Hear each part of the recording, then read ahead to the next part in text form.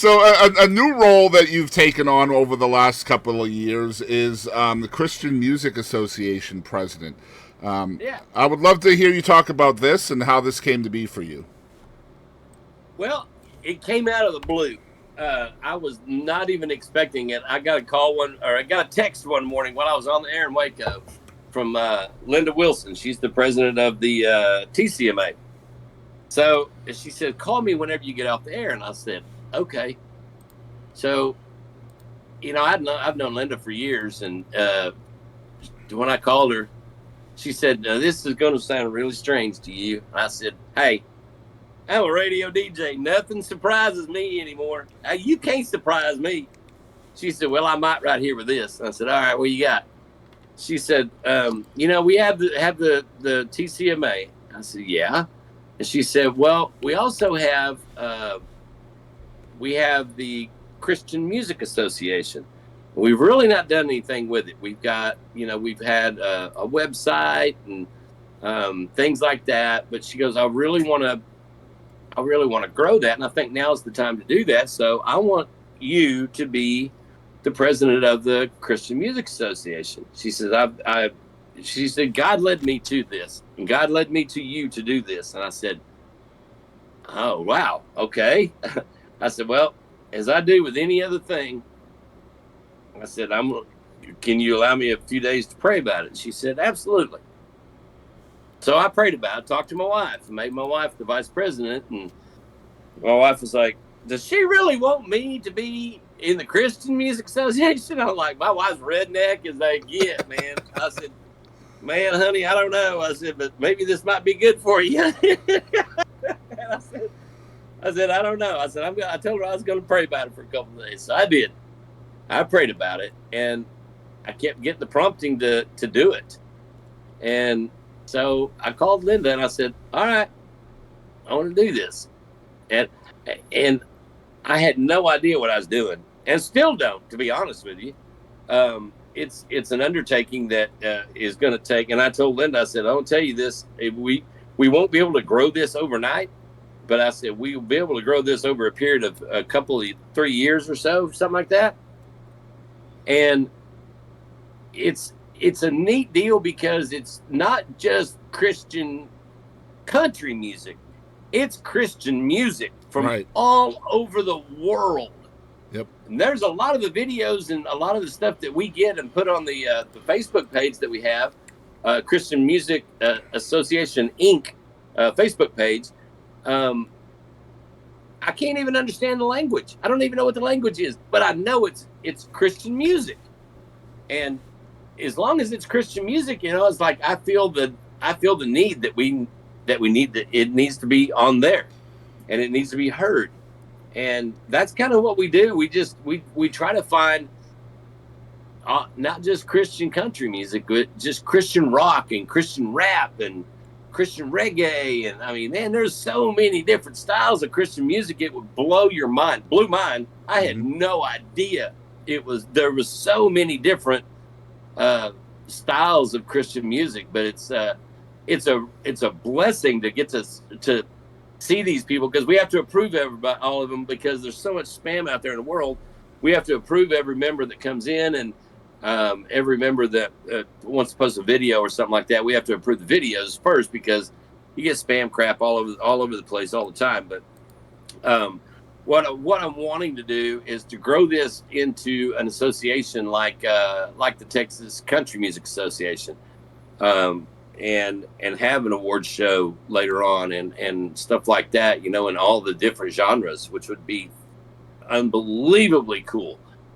But it's a slow process, and you really have to, being in radio and being kind of tied down to the radio station here, it's kind of hard for me to get out and hear different kinds of Christian music and stuff in different places. So we're in the process of doing that and trying to really get that ramp up a membership drive on the Christian Music Association.com, and get a membership drive going on that, and try to start getting some perks and stuff like that for people that sign up with us.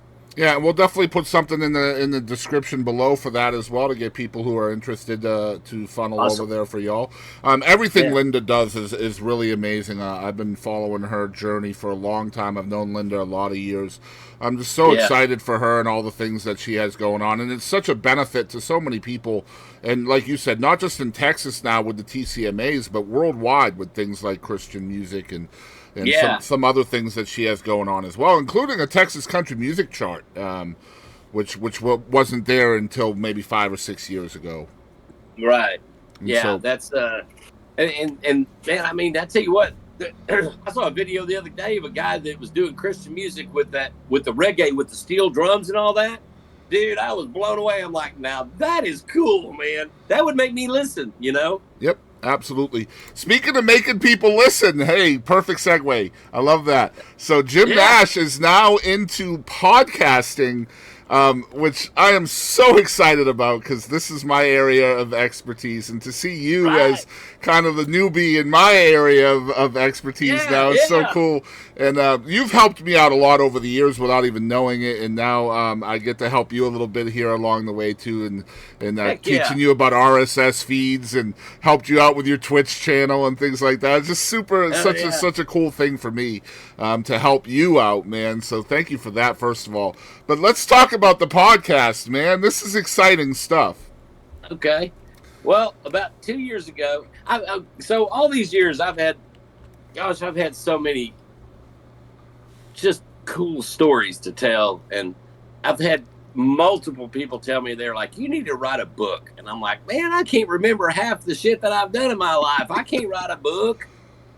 So a couple years ago, when the podcasts were really starting to, kind of take off for a lot of people, my wife got to listening to some podcasts, and she'd been on me. And she said, "You know what? You need to do a podcast." And I was like, she said, "You've got all the stuff in there in that room to do it. All you got to do is sit down and do it. You got a laptop. You got that little square box thing there that hooks up to that little board with all the knobs and stuff and a microphone. What else do you need?" And I go, "Well, nothing really." I said, "I don't know what I got to say."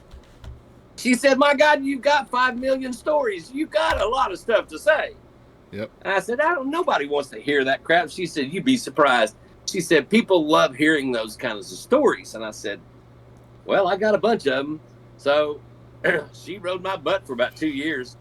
So finally I got down here, and I was sitting around one day, and I thought, I remember where we were at. It might have been at the apartment. I was talking to Alan, and we got to talking, telling stories and stuff. And he was like, "Man, you've got the coolest stories." And I said, "Yeah." I said, "I know. My wife tells me that, and she says I need to do a podcast." And he goes, "You got all the stuff down at the station. Do it." He goes, "Do it." I said, "All right." So I did. And I even told my wife, I'm like, "I don't even know where to start.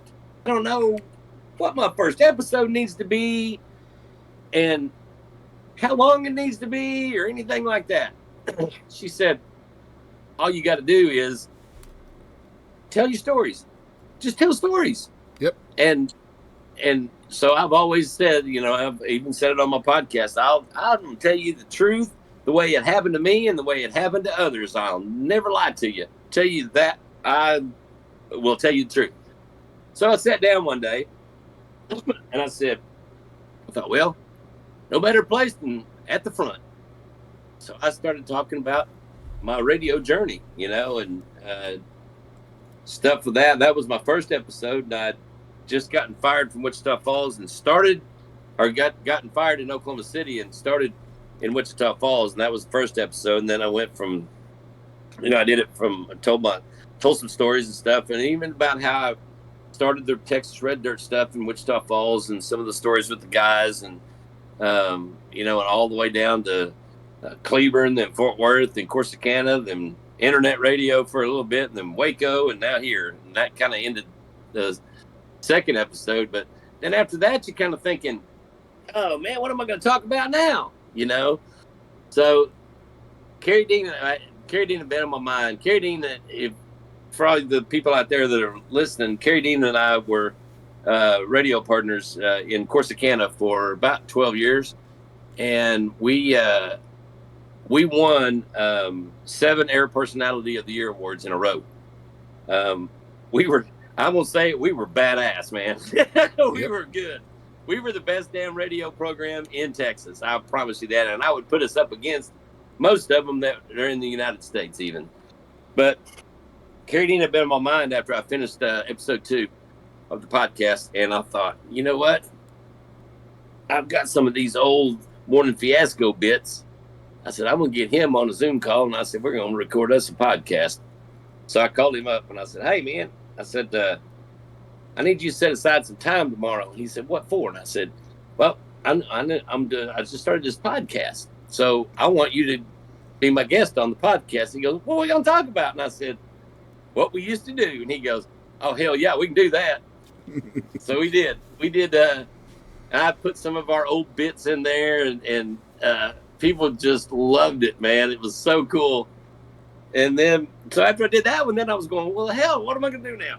So I decided the last one that I did was called Shenanigans. It was just backstage stories with the artists and things that we did and fun times we had, and just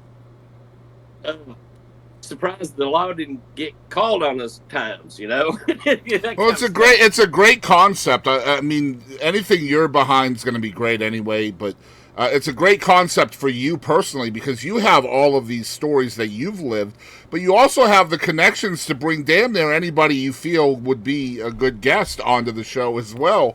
Right. Like, you could call literally anybody in the state, and they're probably going to do it for you. You know what I mean? Yeah, and in the story in Shenanigans there, when I was telling the story about Steve Helms eating cookies and stuff at Tommy Alverson's family gathering, I did afford Helms the luxury of texting him and making sure it was all right to put that story in there.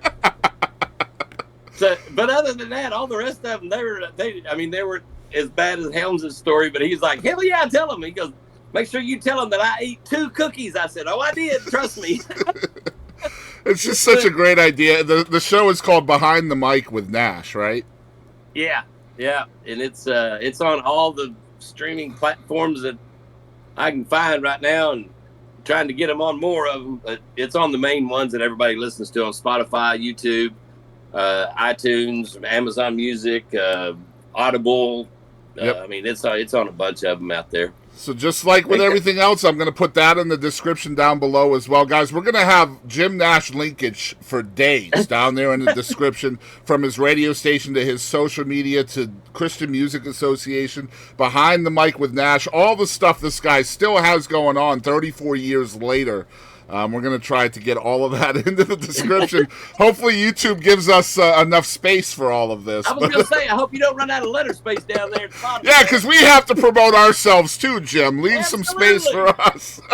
Yeah, and I will be too, man. I'm definitely promote you guys, and I appreciate you letting me tell my story. I love to tell my story, you know, but it's a lot of people are just a lot of people like to hear it, you know, and I appreciate that, and thankful that I'm still in this business after 34 years and butting heads with the Nashville cats and telling them no. But well, I mean, with this go round on this show, like I said before, we did over 400 episodes between like 2016 and 2019. Then I got out of it, but this time, even though I had quit and stopped doing it, I was making a list of people. If I ever come back, I'm going to talk to these folks. And Jim Nash was on that list, as well as like Cliff Doyle and a bunch of other people from behind the scenes. I love Cliff as well. Man. But yeah, I wanted to talk to folks that had a lot to do with the success of things that people don't necessarily know.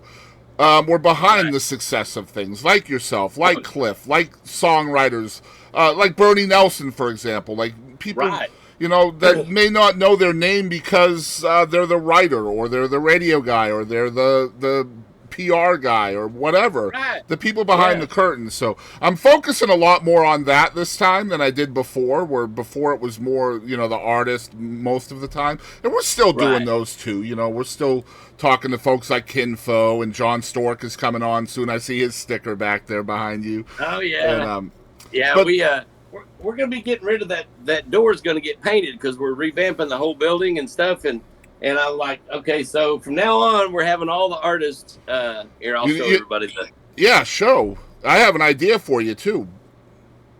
So there you go, folks. That's the door. So here's what you should do, right, Jim? What's that? Here's what you do. You take that door, right, and you auction it off for charity. And then it's going to take about 4 guys to pick that door up. It's about 2 inches thick. I'm just saying, you could auction that off for charity and then just replace the door. We could, but what we're going to do is he said we're just going to paint over that, and we're getting new stickers from everybody that's coming in now. We're going to Oh, man, now I'm going to have to come up with a sticker. All right. So I got a couple of questions left. When we came here, Alan wanted to reposition the station totally something different because it used to be Kicker 106. And he wanted to use the call letters, KTKO, and he wanted to call it Knockout. And I go, well, if we're going to play Texas music, I said, why don't we call it Texas Knockout? And he goes, I like that. Let's do that. So we started calling it Texas Knockout 1057. So anything that had to do with Kicker 106, he's trying to push it back out the door and start fresh. Yeah, and I get that. That cool. Makes sense. Yeah, it definitely makes sense. I see Jeff Jacobs back there, too. I know Jeff Jacobs as well. Yeah. Season Ammons, Natalie Rose. I see a lot of friends over there. Let's go. Oh, yeah. There's a lot of them on there that I still know that still play music, but there's a bunch of them on there that don't anymore. Heard from in a long time. Yeah. I see Six Sanchez on there. I haven't seen much from him lately. Me either. That's one of them, yeah. Yeah, that's cool.